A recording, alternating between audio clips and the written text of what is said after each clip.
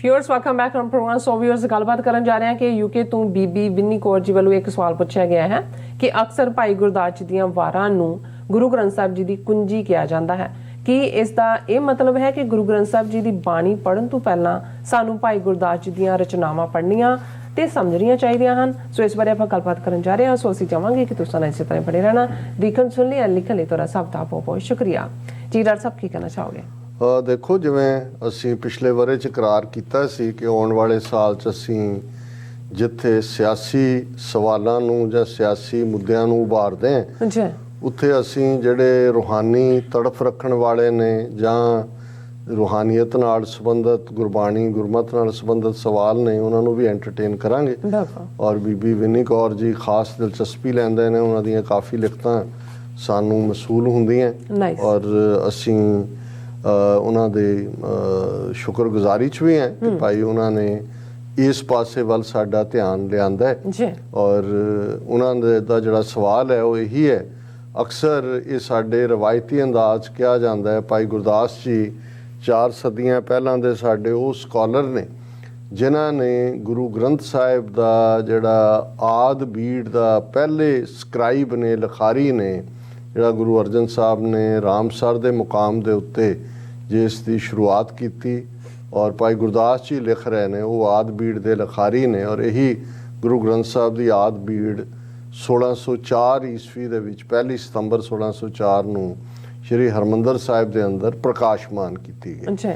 ਭਾਈ ਗੁਰਦਾਸ ਜੀ ਖੁਦ ਬਹੁਤ ਵੱਡੇ ਸਕਾਲਰ ਔਰ ਉਹਨਾਂ ਦੀਆਂ ਰਚਨਾਵਾਂ ਇੱਕ ਵਾਰਾਂ ਦੇ ਰੂਪ 'ਚ, ਇਹ ਵੀ ਇੱਕ ਕਾਵਿਕ ਪੋਇਟਰੀ ਦੀ ਫਾਰਮ ਹੈ ਜਦੋਂ ਅਸੀਂ ਵਾਰ ਕਹਿੰਦੇ ਹਾਂ, ਅਤੇ ਇੱਕ ਉਹਨਾਂ ਦੇ ਕਵਿਤ ਸਵਈਏ ਨੇ ਜਿਹੜੇ ਬ੍ਰਜ ਭਾਸ਼ਾ 'ਚ ਨੇ, ਜਿਹੜੀਆਂ ਉਹਨਾਂ ਦੀਆਂ ਵਾਰਾਂ ਨੇ ਉਹ ਸਾਡੀ ਪੋਪੂਲਰ ਜਿਹੜੀ ਪੰਜਾਬੀ ਉਸ ਖਿੱਤੇ ਦੀ ਹੈ ਜਾਂ ਉਸ ਵੇਲੇ ਜੋ ਲਿਖਣ ਦਾ ਸਟਾਈਲ ਸੀ ਬ੍ਰਜ ਭਾਸ਼ਾ ਉਹੀ ਹੈ ਜਿਹੜੀ ਬ੍ਰਜ ਲੈਂਡ, ਜਿਹੜਾ ਜਿਵੇਂ ਹਿੰਦੀ ਦੇ ਅੱਡ ਅੱਡ ਡਾਇਲੋਗ ਜਿਹੜੇ ਨੇ ਡਾਇਲੈਕਟ ਰਹੇ ਨੇ, ਉਹਦੇ 'ਚ ਅਵਧੀ ਵੀ ਹੈ, ਬ੍ਰਜ ਵੀ ਹੈ, ਭੋਜਪੁਰੀ ਵੀ ਹੈ ਔਰ ਬਾਅਦ ਦੇ ਵਿੱਚ ਡਿਫਰੈਂਟ ਅੰਦਾਜ਼ ਵੀ ਰਹੇ। ਉਦੋਂ ਹਿੰਦੀ ਨਾਂ ਦੀ ਕੋਈ ਜ਼ਬਾਨ ਨਹੀਂ ਸੀ। ਇਹੀ ਉਹ ਬਹੁਤ ਸਾਰੇ ਜਿਹੜੇ ਨੇ ਜਿਨ੍ਹਾਂ ਨੂੰ ਮੈਂ ਨਗਟਸ ਆਫ ਵਿਜ਼ਡਮ ਕਹਿੰਦਾ, ਉਹ ਜਿਹੜੇ ਨੇ ਉਹਨਾਂ ਦੇ ਸਵਈਏ ਨੇ।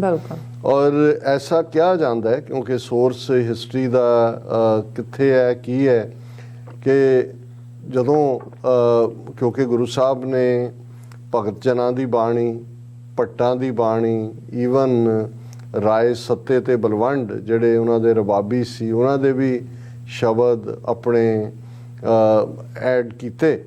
ਔਰ ਇਹ ਕਿਹਾ ਜਾਂਦਾ ਹੈ ਕਿ ਵੀ ਭਾਈ ਗੁਰਦਾਸ ਜੀ ਦੀਆਂ ਰਚਨਾਵਾਂ ਖਾਸ ਤੌਰ 'ਤੇ ਵਾਰਾਂ ਬਾਰੇ ਗੁਰੂ ਸਾਹਿਬ ਨੇ ਕਿਹਾ ਕਿ ਵੀ ਭਾਈ ਸਾਹਿਬ ਤੁਹਾਡੀਆਂ ਇਹ ਲਿਖਤ ਜਿਹੜੀ ਹੈ ਇਹ ਗੁਰੂ ਗ੍ਰੰਥ ਸਾਹਿਬ ਦੀ ਕੁੰਜੀ ਹੈ। ਹੁਣ ਹੈ ਤਾਂ ਇਹ ਕੁੰਜੀ ਅਸੀਂ ਕੀ ਨੂੰ ਕਹਿੰਦੇ ਹਾਂ, ਚਾਬੀ ਨੂੰ ਕਹਿੰਦੇ ਹਾਂ। ਮੈਂ ਆਪਣੇ ਲਹਿੰਦੇ ਪੰਜਾਬ ਦੇ ਵੀਰਾਂ ਭੈਣਾਂ ਨੂੰ ਕਿ ਭਾਈ ਹੁਣ ਇਹਨੂੰ ਜੇ ਤਾਂ ਲਿਟਰਲੀ ਲੈਣਾ ਹੋਏ, ਜਿਵੇਂ ਇਹਨਾਂ ਦਾ ਸਵਾਲ ਹੈ ਕਿ ਵੀ ਕੀ ਵਾਕਿਆ ਹੀ ਉਹਨਾਂ ਨੂੰ ਅਸੀਂ ਪਹਿਲਾਂ ਪੜ੍ਹੀਏ ਫੇਰ ਹੀ ਸਮਝ ਆਏ, ਉਸ ਨਾਲ ਤਾਂ ਮੈਂ ਸਹਿਮਤ ਨਹੀਂ ਹਾਂ ਕਿਉਂਕਿ ਬਾਣੀ ਆਪਣੇ ਆਪ ਦੇ ਵਿੱਚ ਮੁਕੰਮਲ ਹੈ।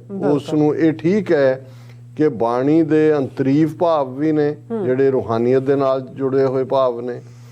ਉਸ ਦੀ ਜਦੋਂ ਗੁਰੂ ਗ੍ਰੰਥ ਸਾਹਿਬ ਦੇ ਵਿੱਚ ਕੁਝ ਹਵਾਲੇ ਜਿਹੜੇ ਸਮਾਜਿਕ ਤੌਰ ਦੇ ਉੱਤੇ ਪ੍ਰਚਲਿਤ ਪ੍ਰਸੰਗ ਨੇ ਉਹਨਾਂ ਦੇ ਨੇ, ਫਿਰ ਉਸ ਦੇ ਨਾਲ ਜੁੜਿਆ ਹੋਇਆ ਤੁਹਾਡਾ ਹੋਰ ਜਿਹੜਾ ਤੁਹਾਡੀ ਸਿਵਲਾਈਜੇਸ਼ਨਲ ਜਾਂ ਤਹਿਜ਼ੀਬੀ ਵਰਤਾਰ ਹੈ ਕਿਉਂਕਿ ਗੁਰਬਾਣੀ ਰੂਹਾਨੀਅਤ ਦੀ ਸਿਖਰ ਹੈ। ਔਰ ਇਸ ਨੂੰ ਗੁਰੂ ਸਾਹਿਬ ਨੇ ਫਰਮਾਇਆ ਕਿ ਤੁਰਕੀ ਬਾਣੀ ਆਈ ਤਿੰਨ ਸਗਲੀ ਚਿੰਤ ਮਿਟਾਈ। ਇਹ ਤੁਰਕੀ ਬਾਣੀ ਹੈ।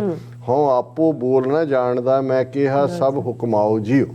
ਹਾਲਾਂਕਿ ਇਹ ਵੀ ਹੈ ਕਿ ਉਸ ਹੁਕਮ ਦੀ ਖੇਡ ਜੋ ਇਮੀਡੀਏਟ 'ਚ ਵਾਪਰ ਰਿਹਾ ਹੈ ਉਸ 'ਚੋਂ ਵੀ ਬਾਣੀ ਉਤਰਦੀ ਹੈ। ਜੇ ਪਰਮੇਸ਼ਰ ਦਿੱਤਾ ਬੰਨਾ ਜਾਂ ਅਸੀਂ ਬਿਮਾਰੀ 'ਚੋਂ ਗੁਰੂ ਹਰਗੋਬਿੰਦ ਸਾਹਿਬ ਠੀਕ ਹੁੰਦੇ ਨੇ ਸ਼ੁਕਰਾਨੇ, ਜਾਂ ਹਰਿਮੰਦਰ ਸਾਹਿਬ ਮੁਕੰਮਲ ਹੁੰਦਾ, ਸੰਤਾਂ ਕੇ ਕਾਰਜ ਆਪ ਖਲੋਇਆ, ਇਹ ਸਾਰੇ ਭਾਵ ਅਸੀਂ ਦੇਖਦੇ ਹਾਂ ਕਿ ਭਾਈ ਉਸ ਸਾਰੇ ਦੇ ਨਾਲ ਜੁੜੇ ਹੋਏ ਨੇ। ਲੇਕਿਨ ਉਸ ਦੇ ਵਿੱਚ ਇੱਕ ਉਹ ਤੁਰਕੀ ਬਾਣੀ ਔਰ ਭਗਤਾਂ ਦੀ ਵੀ ਬਾਣੀ ਦਾ ਉਹ ਹਿੱਸਾ ਜਿਹੜਾ ਗੁਰੂ ਗ੍ਰੰਥ ਸਾਹਿਬ, ਹਾਲਾਂਕਿ ਬਹੁਤ ਕੁਛ ਉਹਨਾਂ ਤੋਂ ਬਾਹਰ ਵੀ ਐਗਜ਼ਿਸਟ ਕਰਦਾ ਹੈ, ਕਬੀਰ ਬੀਚਕ ਗ੍ਰੰਥ 'ਚ ਹੈ ਜਾਂ ਦੂਸਰਿਆਂ 'ਚ ਹੈ, ਲੇਕਿਨ ਅਸੀਂ ਤੁਰਕੀ ਬਾਣੀ ਦਾ ਰੁਤਬਾ ਸਿਰਫ ਤੇ ਸਿਰਫ ਗੁਰੂ ਗ੍ਰੰਥ ਸਾਹਿਬ ਵਿਚਲੀ ਬਾਣੀ ਨੂੰ ਹੀ ਦਿੰਦੇ ਹਾਂ। ਇਸ ਲਈ ਭਾਈ ਗੁਰਦਾਸ ਜੀ ਦੀਆਂ ਰਚਨਾਵਾਂ ਹੋਣ, ਭਾਈ ਨੰਦ ਲਾਲ ਜੀ ਦਾ ਹੋਏ ਜਾਂ ਹੋਰ ਜਿਹੜੇ ਕਿ ਸਮਝਣ ਦੇ ਲਈ ਅਸੀਂ ਉਹਨਾਂ ਵਿਚਲੇ ਪ੍ਰਸੰਗ ਨੂੰ, ਉਹਨਾਂ ਦਾ ਰੁਤਬਾ ਹਮੇਸ਼ਾ ਸੈਕੰਡਰੀ ਹੈ। ਇਹ ਨਹੀਂ ਹੈ ਕਿ ਜੀ ਭਾਈ ਗੁਰਦਾਸ ਜੀ ਦੀਆਂ ਵਾਰਾਂ ਜਾਂ ਪੜ੍ਹ ਕੇ ਹੀ ਫਿਰ ਅਸੀਂ ਗੁਰੂ ਗ੍ਰੰਥ ਸਾਹਿਬ ਬਾਣੀ ਤਾਂ ਆਪਣੇ ਆਪ 'ਚ ਹੀ ਰਿਵੀਲਿੰਗ। ਹਾਂ, ਇਹ ਕਿਸੇ ਨੂੰ ਵਡਿਆਣਾ ਵੀ ਹੁੰਦਾ ਹੈ, ਕਿਉਂਕਿ ਭਾਈ ਗੁਰਦਾਸ ਜੀ ਨੇ ਸਿੱਖ ਦੇ ਰੂਪ ਦੇ ਵਿੱਚ ਵੀ ਜਿਵੇਂ ਐਕਸੈਲ ਕੀਤਾ। ਜੇ ਤੁਸੀਂ ਸਿੱਖੀ ਦਾ ਦਰਜਾ ਕੀ ਹੈ ਦੇਖਣਾ ਹੋਏ ਤਾਂ ਭਾਈ ਗੁਰਦਾਸ ਜੀ ਦੀਆਂ ਵਾਰਾਂ 'ਚੋਂ ਉਹ ਨਿਮ ਕੇ ਤੁਸੀਂ ਮਹਿਸੂਸ ਕਰਦੇ ਹੋ, ਚੁੱਕ ਕੇ ਕਿ ਗੁਰੂ ਦੇ ਦਰ ਜਾਣਾ। ਤੇ ਜਿਵੇਂ ਭਾਈ ਗੁਰਦਾਸ ਜੀ ਨੇ ਬਿਆਨਿਆ ਕਿ ਸਿੱਖ ਕਿਹੋ ਜਿਹਾ ਹੋਣਾ ਚਾਹੀਦਾ, ਇਵੇਂ ਅਸੀਂ ਹੋਣਾ ਚਾਹੀਦਾ। ਸੋ ਇਹ ਗੁਰੂ ਅਰਜਨ ਸਾਹਿਬ ਦਾ ਉਹਨਾਂ ਨੂੰ ਵਡਿਆਣਾ ਸੀ, ਔਰ ਇਹਦੇ 'ਚ ਕੋਈ ਸ਼ੱਕ ਨਹੀਂ ਹੈ। ਮੈਂ ਸਗੋਂ ਇਤਿਹਾਸਕ ਪੱਖ ਤੋਂ ਦੇਖਦਾ ਕਿ ਗੁਰੂ ਗ੍ਰੰਥ ਸਾਹਿਬ ਦੀ ਬਾਣੀ 'ਚ ਹਿਸਟੋਰੀਕਲ ਰੈਫਰੈਂਸਿਸ ਤਾਂ ਜਿਵੇਂ ਬਾਬਰ ਦੇ ਹਮਲੇ ਦੀ ਤੁਹਾਨੂੰ ਮਿਲੇਗੀ ਜਾਂ ਕੋਈ ਹੋਰ ਨਹੀਂ। ਜੇ ਭਾਈ ਗੁਰਦਾਸ ਜੀ ਦੀਆਂ ਵਾਰਾਂ ਐਗਜ਼ਿਸਟ ਨਾ ਕਰਦੀਆਂ ਤੇ ਸਾਨੂੰ ਸਤਿਗੁਰੂ ਨਾਨਕ ਪ੍ਰਗਟਿਆ ਮਿੱਟੀ ਧੁੰਦ ਜਗ ਚਾਨਣ, ਉਹਨਾਂ ਹਾਲਾਤਾਂ 'ਚ ਕਿਹਨਾਂ ਹਾਲਾਤਾਂ 'ਚ ਆਏ, ਬਗਦਾਦ ਗੁਰੂ ਸਾਹਿਬ ਗਏ, ਗੁਰੂ ਸਾਹਿਬ ਕਿੱਥੇ ਕਿੱਥੇ ਗਏ, ਜਿਹੜੇ ਗੁਰੂ ਸਾਹਿਬਾਨ ਦੇ ਨਾਲ ਜੁੜੇ ਹੋਏ ਉਹਨਾਂ ਦੇ ਇਤਿਹਾਸਕ ਜਿਹੜੇ ਜਿਨ੍ਹਾਂ ਨੂੰ ਬਾਅਦ 'ਚ ਅਸੀਂ ਉਦਾਸੀਆਂ ਔਰ ਦੂਸਰੇ ਜਨਮ ਸਾਖੀਆਂ ਔਰ ਦੂਸਰੇ ਸੈਕੰਡਰੀ ਸੋਰਸਿਸ ਦੇ ਨਾਲ ਮੇਲ ਕੇ ਜਦੋਂ ਦੇਖਦੇ, ਪਰ ਇਹਦੇ 'ਚ ਕੋਈ ਸ਼ੱਕ ਨਹੀਂ ਹੈ ਕਿ ਕੁਛ ਨਾ ਕੁਛ ਐਸਾ ਭਾਈ ਗੁਰਦਾਸ ਜੀ ਦੀਆਂ ਵਾਰਾਂ 'ਚੋਂ ਅਸੀਂ ਸਿੱਖਣ ਵਾਲਾ ਸਾਡੇ ਲਈ। ਹਾਂ, ਜੇ ਸਾਨੂੰ ਉਹਦੇ 'ਚ ਵੀ ਕੁਛ ਲੱਗਦਾ ਕਿ ਕੁਛ ਪਾਰਟ ਹੈ ਜਿਹੜਾ ਪੋਪੂਲਰ ਬਿਲੀਫ 'ਚੋਂ ਤਾਂ ਨਿਕਲਿਆ ਲੇਕਿਨ ਗੁਰਬਾਣੀ ਦੇ ਸਿਧਾਂਤ ਦੇ ਨਾਲ ਉਹ ਮੈਚ ਨਹੀਂ ਖਾਂਦਾ, ਫਿਰ ਬਾਣੀ ਹੀ ਫਾਈਨਲ ਹੈ। ਕੁੰਜੀ ਹੋਣਾ ਔਰ ਉਹਦੇ 'ਚ ਕੋਈ ਸ਼ੱਕ ਨਹੀਂ ਹੈ। ਮੈਂ ਵੀ ਭਾਈ ਗੁਰਦਾਸ ਜੀ ਨੂੰ, ਮੈਂ ਤਾਂ ਉਹਨਾਂ ਦੇ ਕਵਿਤ ਸਵਈਏ ਅਸੀਂ 4-5 ਸਾਲ ਡਿਸਕਸ ਕਰਦੇ ਰਹੇ, ਲੇਕਿਨ ਇਹ ਕਹਿਣਾ ਕਿ ਜੀ ਗੁਰੂ ਗ੍ਰੰਥ ਸਾਹਿਬ ਦੀ ਬਾਣੀ ਤੋਂ ਪਹਿਲਾਂ ਅਸੀਂ ਕੁੰਜੀ ਨੂੰ ਸਮਝ ਲਈਏ ਫਿਰ ਜੰਦਾ ਨਹੀਂ। ਗੁਰਬਾਣੀ ਖੁੱਲ੍ਹੇ, ਇਹ ਖਾਵੋ ਖਰਚੋ ਰਲ ਮਿਲ ਭਾਈ, ਤੋਟ ਨਾ ਆਵੇ ਵਧੋ ਜਾਈ। ਔਰ ਇਹ ਬਾਣੀ ਜਿਹੜੀ ਹੈ, ਬਾਣੀ ਗੁਰੂ ਹੈ ਬਾਣੀ, ਵਿੱਚ ਬਾਣੀ ਅੰਮ੍ਰਿਤ ਸਾਰੇ, ਗੁਰ ਬਾਣੀ ਕਹੈ ਸੇਵਕ ਜਨ ਮਾਨੈ, ਪ੍ਰਤੱਖ ਗੁਰੂ ਨਿਸਤਾਰੇ। ਸੋ ਅੱਜ ਕਿਉਂਕਿ ਪ੍ਰੋਗਰਾਮ ਵੀ ਅਸੀਂ ਟਾਈਮ ਸਿਰ ਸ਼ੁਰੂ ਕੀਤਾ ਸਾਲ ਦੀ ਬਿਗਨਿੰਗ 'ਚ, ਕੋਸ਼ਿਸ਼ ਕਰਾਂਗੇ ਕਿ ਵੀ ਇਹਨੂੰ ਟਾਈਮ ਸਿਰ ਹੀ ਮੁਕਾਈਏ। ਇਸ ਲਈ ਬੇਸ਼ੱਕ ਅੱਜ ਦਾ ਵਿਚਾਰ ਹੈ, ਲੇਕਿਨ ਹੁਣ ਅਸੀਂ ਕੱਲ ਵਿਚਾਰ ਕਰਾਂਗੇ। ਜੀ ਰਾਜ ਸਾਹਿਬ, ਤੁਹਾਡਾ ਬਹੁਤ ਬਹੁਤ ਸ਼ੁਕਰੀਆ। ਤੁਸੀਂ ਆਪਣੇ ਵਿਚਾਰ ਸਾਡੇ ਦਰਸ਼ਕਾਂ ਨਾਲ ਸਾਂਝੇ ਕੀਤੇ ਨੇ। ਸੋ ਇਸ ਤਰ੍ਹਾਂ ਆਪਣੇ ਵੀਅਰਸ ਕੋਲ ਇਜਾਜ਼ਤ। ਵੀਅਰਸ, ਸਾਡੇ ਪ੍ਰੋਗਰਾਮ ਦਾ ਸਮਾਂ ਇੱਥੇ ਸਮਾਪਤ ਹੁੰਦਾ। ਤੁਸੀਂ ਆਪਣੀ ਰਾਏ ਤੇ ਸੁਝਾਅ ਸਾਨੂੰ ਭੇਜਣਾ ਭੁੱਲਣਾ।